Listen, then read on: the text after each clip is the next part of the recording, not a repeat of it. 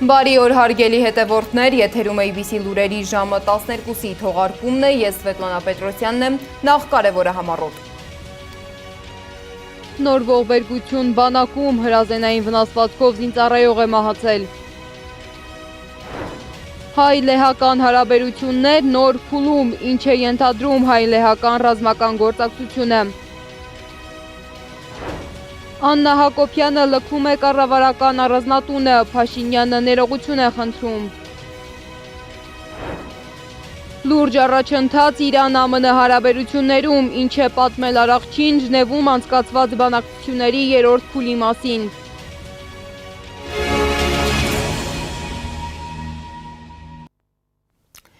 Համացանցում և քաղաքական դաշտում քննարկումների նոր ալիք է բարձրացրել Աննա Հակոբյանի հայտարարությունը։ Վարչապետի տիկինը հայտարարել է, որ ավարտվել է իր և Նիկոլ Փաշինյանի ամուսնությունը և նա տեղափոխվել է վարձակալած բնակարան։ Հակոբյանը ցույց է տվել իր արարողակարգային նվերները և նշել, որ դրանք հանձնում է պետությանը, բայց միևնույն ժամանակ շեշտել է, որ ցանկանում է պահպանել «Իմ քայլը» հիմնադրամի տնօրենի պաշտոնը։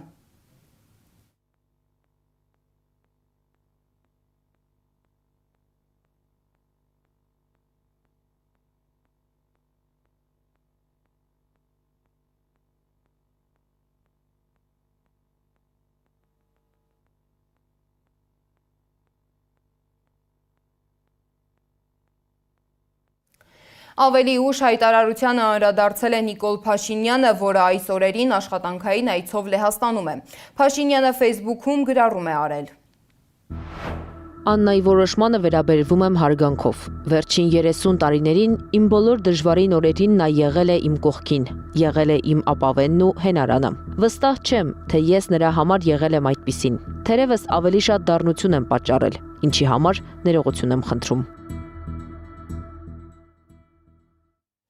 Բայց վարչապետի և կնոջ այսպես ասած ամուսնալուծության լուրը հանրությունը միանշանակ չի ընկալում։ Քաղտեխնոլոգների և PR մասնագետների վերլուծությունը կներկայացնենք ABC լուրերի գլխավոր թողարկմանը։ Ինչպես նշեցի, Նիկոլ Փաշինյանը Լեհաստանում է։ Հայաստանի վարչապետը 3 օր է բանակցություններ է վարում Լեհաստանի ղեկավարության հետ։ Վարշավայում նա հանդիպել է Լեհաստանի նախագահին։ Հանդիպման ընթացքում նախագահը համոզմունք է հայտնել, որ երկու երկրները կշարունակեն զարգացնել և ամրապնդել գործակցությունը։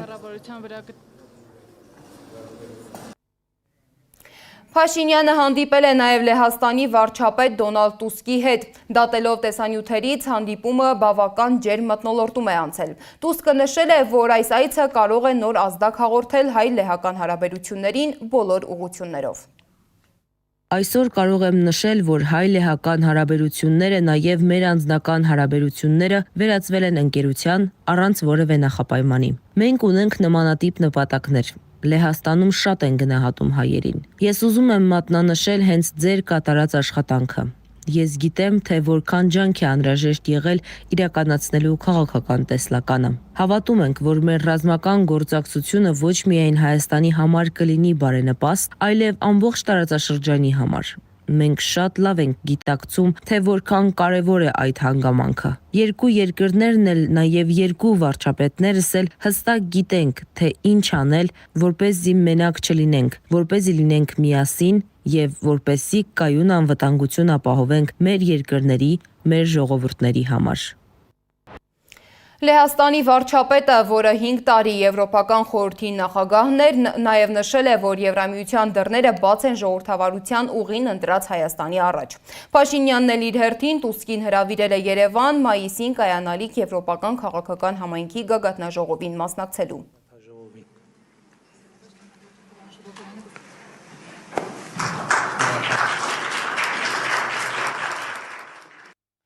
Փաշինյանը նաև շեշտել է, որ Հայաստանի նպատակը երկիրը ԵՄ-ի և եվրոպական չափանիշներին համապատասխան պետություն դարձնելն է։ Նրա խոսքով ժողովրդավարական բարեփոխումները հեշտ ճանապարհ չեն, դրանք բերում են ոչ միայն փոփոխություններ, այլև մարտահրավերներ, կասկածներ և քննադատություն։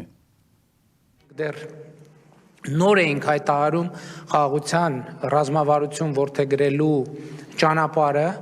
եւ ես Հայաստանում մեր խորհրդանում ներկայացնում էի խաղաղության գործընթացի մասին իմ տեսլականը անդիմության падգամավորներից մեկը արձագանքեց հետևյալ կերպ ասելով հարավային Կովկասի մասին խոսում եք այնպես կարծեք իսկ Եվրոպայի մասին եք խոսում եւ իմ արձագանքը հետևյալն էր ես ասացի իսկ մենք համոզված ենք արդյոք որ լավ գիտենք Եվրոպայի պատմությունը եւ Եվրոպան այդ առումով մեզ համար օրինակ է Առանձնազրույցից հետո երկու երկրները ռազմատեխնիկական գործակցության համաձայնագիր են ստորագրել, որի մանրամասները սակայն հայտնի չեն։ Ուշագրավ է, որ հայկական կողմից փաստաթուղթը ստորագրել է արտգործնախարարը, ոչ թե պաշտպանության նախարարը։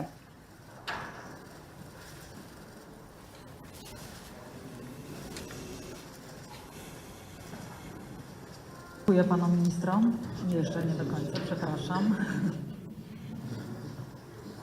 Za pierwszą część.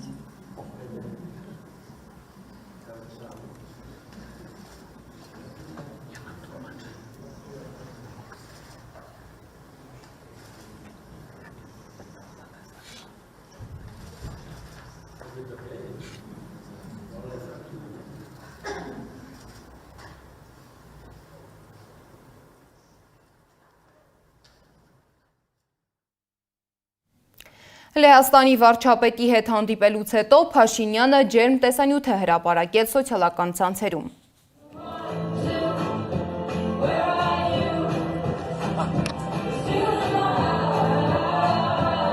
Wow, great.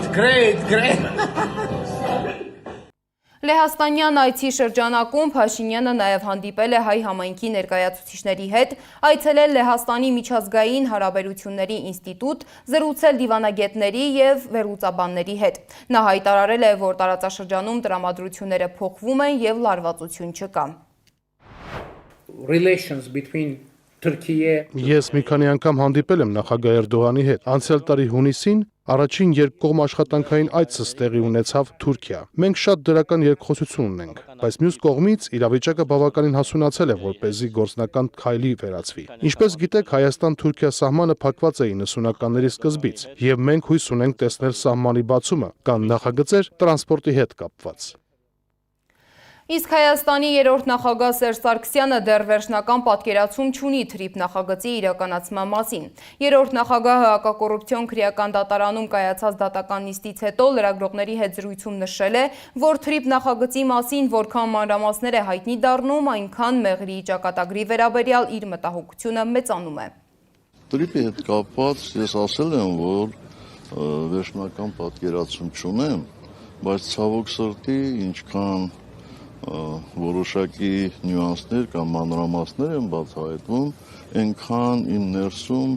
ներքին տագնապ ավելանում է մեղրի հետ կապված։ Այո, տրիպը որտեղով է գնում, հենց տեղով է գնում։ Հիմա պետք է ասեք, այդ ինչ տագնապ է։ Ես կասեմ հետևյալը, որ արդեն թվեր հնչեցին, որ այդ ճանապարհը պետք է 500 մետր լայնություն ունենա, կամ այդ ծրագիրը պետք է ունենա։ Իսկ հաշվի առնելով Հայաստանի կառավարիչների գործելավոճը,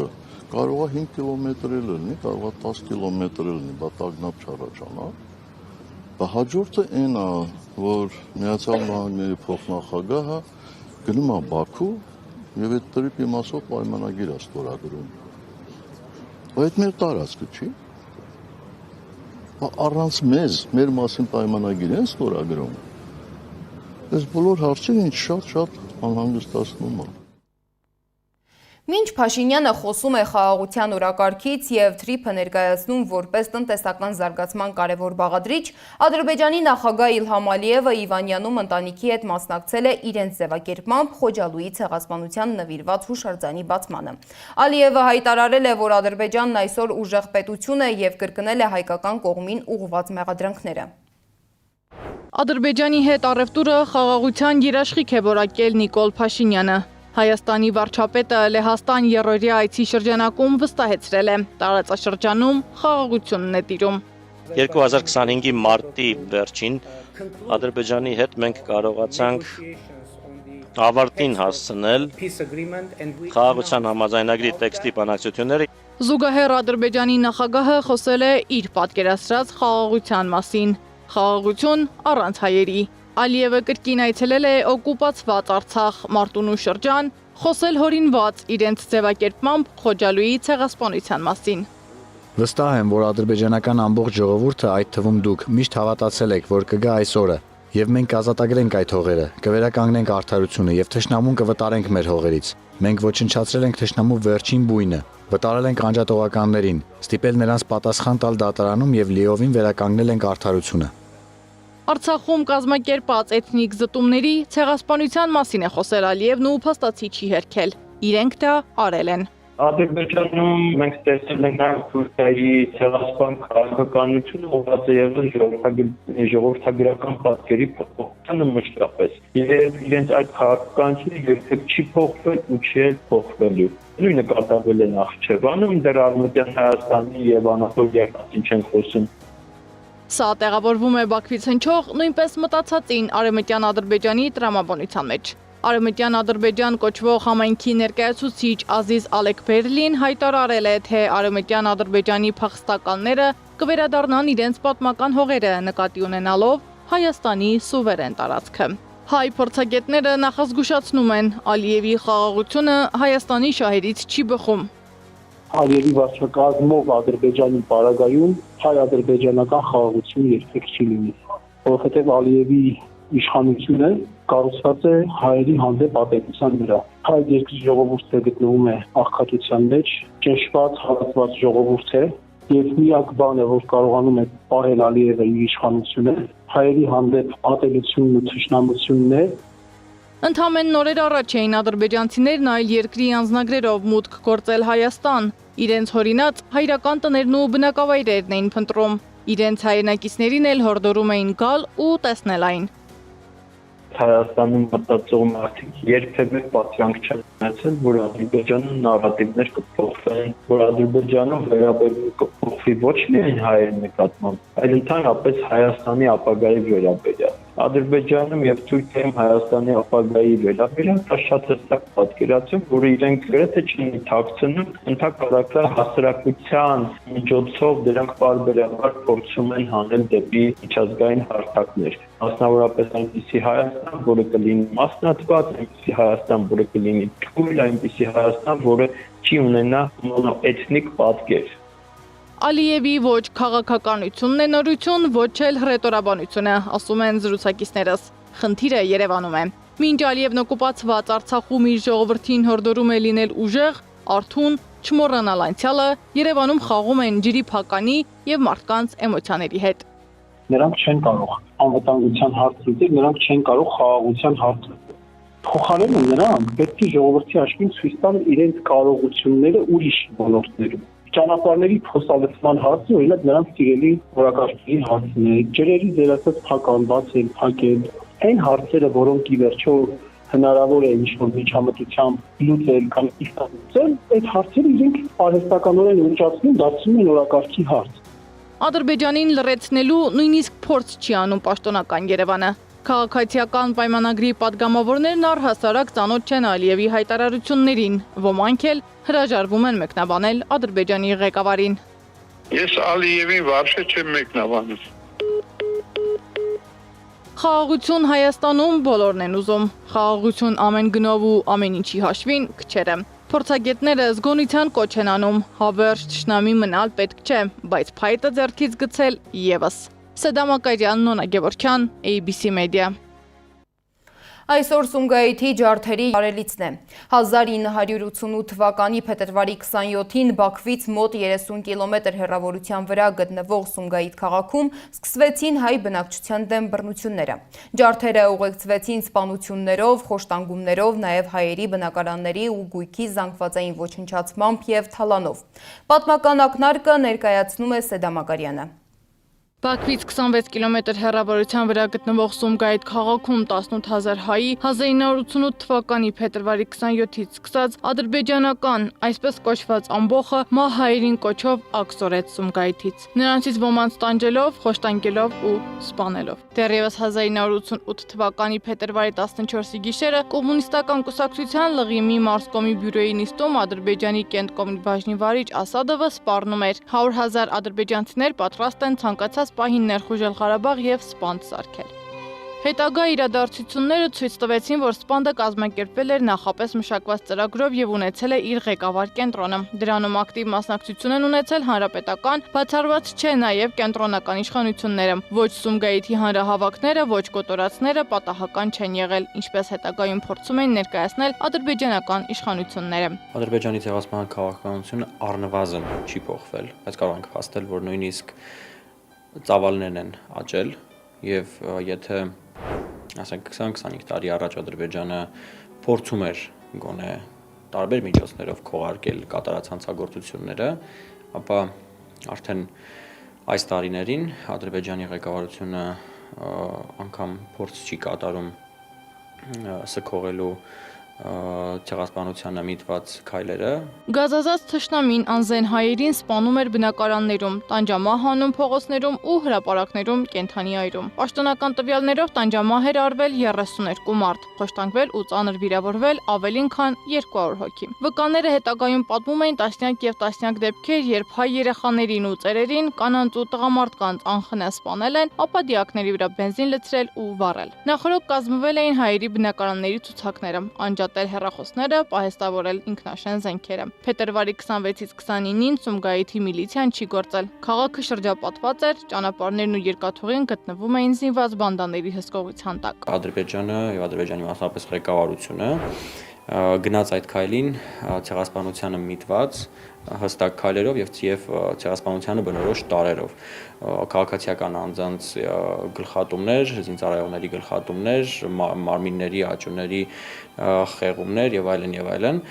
սարսռազդու տեսարաններով եւ դա բնորոշ է այսօրվա Ադրբեջանի քաղաքականությանը։ Հանցագործության նպատակն էր փակել Արցախի հիմնահարցի քննարկման հեռանկարները, նոր ջարդերի կազմակերպման սպառնալիքով ահապեկել հայերին եւ նրանց հարկադրել հրաժարվել, տնօրինելու սեփական ճակատագիրն ու միանալ Մայր Հայաստանին։ Միայն երրորդյա ջարդերից հետո փետրվարի 29-ի գիշերը խորհրդային զորքերը Կրաևի գլխավորությամբ մտան Սումգայիթ, որին էլ մեծ դժվարությամբ հաջողվեց դադարեցնել վայրագությունները եւ քաղաքից դուրս հանել կենթանի մնացած հայերին։ Ավելի քան 3000 Սումգայիթաբնակ հայեր կորցնելով իրենց բնակարանները եւ ունեցվածքը հրաշքով փրկվելով սպանդից պատասպարվեցին Հայաստանում, իսկ մնացածները Ադրբեջանից փախան տարբեր ուղղություններով։ Ադրբեջանցիներին զգուշացրել էին այդ գիշեր լույսը չմարել, որպեսզի հեշտ լիներ հայերին գտնել։ Դեռևս հունվարին կազմվել էին հայերի ցուցակները, ճշտվել հասցեները, անջատվել հեռախոսները, նախապես մշակված էր սցենարը եւ դերերի բաժանումը։ Միտումնավոր չեն գործել ՆԳ եւ շտապ օգնության ծառայությունները։ Նախորդ պատրաստվել էին հարյուրավոր սրածայր ձողեր։ Փողոցային երթերի կազմակերպիչներն են եղել քաղաքի կուսակցական ու խորհրդային ղեկավարներ, քաղկոմի առաջին քարտուղար Մուսլիմզադեն, երկրորդ քարտուղար Բայրամովան, Բաքվից ժամանած բանաստեղծ Վահաբզադեն, գիտնականներ ու դերասաններ, որոնք փետրվարի 26-ին քաղաքի գլխավոր հրապարակում հանդես են եկել կորչեն հայերը Սումգայիթից մահ հայերին, հայերը մեր հավատի թշնամիներն են ու առաջընթացի խանգարիչները կոտորեք նրանց կոչերով։ Ղեկավարությունը ոչ մի վերաբերմունք կամ միջամտություն չի ցուցաբերել։ Վկաներն ու տանջահարության ենթարկվածները հետագայում պատմում էին, որ Սումգայիթի փողոցներում խորհրդային բանակի ջոկատներն անտարբեր դիտել են չարագործությունները։ Երբ նրանց հարցրել են, թե ինչու չեն միջամտում, չեն կասեցնում սպանդը, հրամանատարները լոկ ուսերն են թոթվել։ Կարգադրություն չկա։ Արխիվային նյութերից, հրապարակված աշխատություններից եւ փաստաթղթերից երևում է, որ Սումգայիթում հայերի նկատմամբ իրագործել են վանդալիզմ եւ աննկարագրելի բարբարոսություններ։ 1988 թվականի գարնանը Հայկոմ Կուսիի կենտկոմում ստացված մի փաստաթղթում նշվում է, որ Սումգայիթում սպանվել է ոչ թե 32 հայ, այլ ավելի քան 400 եւ խեղվել ու տուժել են մոտ 1000 հոգի, որոնց շարքում մեծ թվով կանայք, ծերունիներ ու երեխաներ կային։ Հետքերը թաքցնելու համար դիակները հետագայում տարվել են Բաքու, Հանրապետության այլ քաղաքներ կամ էլ նետվել ծովը։ Սեդամ Ակարյան, Էդիկ Մալաքյան, ABC Media։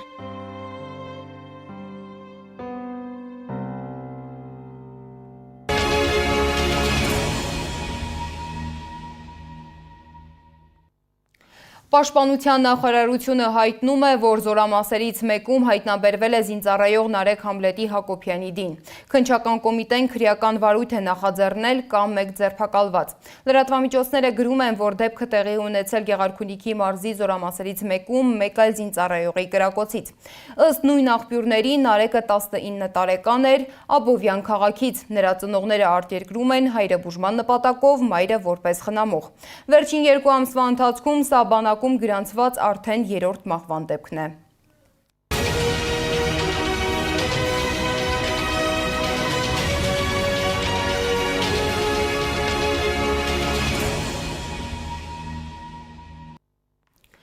Պակիստանն ավիահարվածներ է հասցրել Քաբուլում, Ղանդահարում և Պակտիայում գտնվող թալիբների ռազմական թիրախներին։ Պակիստանի պաշտպանության նախարարությունը հայտնել է, որ սպանել է 133 աֆղանստանցի զինվորի և ոչնչացրել 27 հենակետ։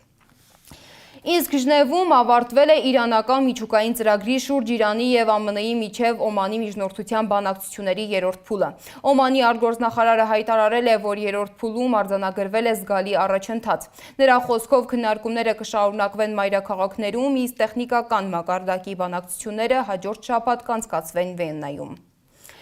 Իսկ Իրանի արտաքին գործերի նախարար Աբբաս Արաղչին հայտարարել է, որ Ժնևում Միացյալ Նահանգների հետ բանակցությունների վերջին փուլը ամենալուրջ հանդիպումներից էր։ Նրա խոսքով կողմերը առաջընթաց են գրանցել միջուկային էներգիայի և պատժամիջոցները մեղմելու հարցերում, նաև քննարկել ապագա համաձայնագրի տարրերը։ Միջազգային մյուս լուրերը հավաքագրել է իմ գործընկեր Զառա Սարգսյանը։ Մելանիա Թրամփը կգլխավորի ՄԱԿ-ի անվտանգության խորհրդի նիստը, դա տեղի կունենա մարտի 2-ին։ Այս մասին հայտարարել է ՄԱԿ-ում Միացյալ Նահանգների մշտական ներկայացուցիչը։ Ինչպես հայտնի է, ՄԱԿ-ի անվտանգության խորհրդի ռոտացիոն նախագահությունը շուտով կփոխանցվի Միացյալ Նահանգներին, սակայն սա կլինի առաջին դեպքը, երբ նիստը կգլխավորի գործող նախագահի կինը։ Բախումներ են տեղի ունենում Պակիստան-Աֆղանստան սահմանին։ Պակիստանի պաշտպանության նախարար Խավաջա Ասիֆը բաց պատերազմ է հայտարարել Աֆղանստանում թալիբների դեմ։ Իրանի երկնքում ամերիկյան անօդաչու է անհետացել։ Սարքն անհետացել է ռադարներից Պարսից ծոցի օդային տարածքում Իրանի հարավում փետրվարի 21-ին կամ 22-ին աղետի ազդանշան ուղարկելուց հետո։ Ռազմական փորձագետների կարծիքով անօդաչու սարքը հնարավոր է վնասազերծվել է ռուսական կամ չինական համակարգերով։ Թուրքիայի պաշտպանության նախարարությունը մեկնաբանել է վերջին օրերին շրջանառվող լուրերն այն մասին, թե թուրքական բանակը անվտանգության նկատառումներով պլանավորում է մուտք գործել Իրանի տարածք Իրանի վրա Միացյալ Նահանգների հարձակման դեպքում։ Նախարարությունից հայտնել են, որ այդ պնդումները չեն համապատասխանում իրականությանը։ Իրանը լիովին պատրաստ է եւ խաղաղ եւ ռազմական սցենարին, բայց նրա նպատակը հակամարտությունը կանխելն է։ India Today-ին տված հարցազրույցում ասել է Իրանի արտգործնախարար Աբբաս Արաղչին Ժնևում Միացյալ Նահանգների հետ բանակցություններից առաջ։ Նա նշել է, որ Իրանը շատ դասեր է քաղել վերջին պատերազմից եւ հետեւաբար ավելի լավ է պատրաստված։ Երբ դու պատրաստ ես պատերազմի, կարող ես կանխել այն, հայտարարել է դիվանագետը։ Հյուսիսային Կորեան աշխատավորական կուսակցության 9-րդ համագումարի առթիվ ռազմական շքերթ է անցկացրել։ Կիմ Չեն Ընը հայտարարել է, որ երկրի զինված ուժերը պատրաստ է ցանկացած իրավիճակի։ Ի դեպ, աշխատավորական կուսակցության 9-րդ համագումարում Հյուսիսային Կորեայի առաջնորդը խոսել է երկրի միջուկային զինանոցն ընդլայնելու մտադրության մասին, միաժամանակ կոչ անելով Վաշինգտոնին հարգել իր երկրի միջուկային հզորությունը։ Միացյալ Նահանգները եւ Հյուսիսային Կորեան կարող են լեզու գտնել, բայց միայն այն դեպքում, երբ Միացյալ Նահանգներն ընդունի, որ Հյուսիսային Կորեան չի հրաժարվելու իր միջուկային զենքից, ասել է նա։ Ջրհեղեղից տուժած Բրազիլիայի փողոցներում դագաղներ են հայտնվել։ Հաղորդվում է, որ ջուրը լցվել է թաղման բյուրո եւ դագաղները դուրս բերել պահեստից։ Օմանում ուխտերի գեղեցկության մրցույթ է անցկացվել, սակայն 20 մասնակից որակազրկվել է, երբ պարզվել է, որ ենթարկվել է կոսմետիկ միջամտությունների։ Պարզվել է, որ կենդանիներին բոտոքս ներարկումներ են արել շուրթերը մեծացնելու, մկանային հանգստացնող միջոցներ դեմքի շարժումները մեղմելու եւ ներարկումներ սապատը լայնացնելու համար։ Զառա Սարգսյան, Նոնա Գևորգյան, ABC Media։ Այս ժամի համար նախատեսել էինք այսքանը, շարունակեք հետևել մեզ YouTube-ում, Facebook-ում, Telegram-ում, WhatsApp-ում, Instagram-ում ու TikTok-ում կամ այցելեք մեր պաշտոնական կայք www.abcmedia.am։ Շնորհակալություն, որ մեզ հետ էիք։ ABC լուրերի հաջորդ թողարկումը եթերում կլինի ժամը 15-ին։ Տաղավարում կաշխատի իմ գործընկեր Գառնի Մութաֆյանը։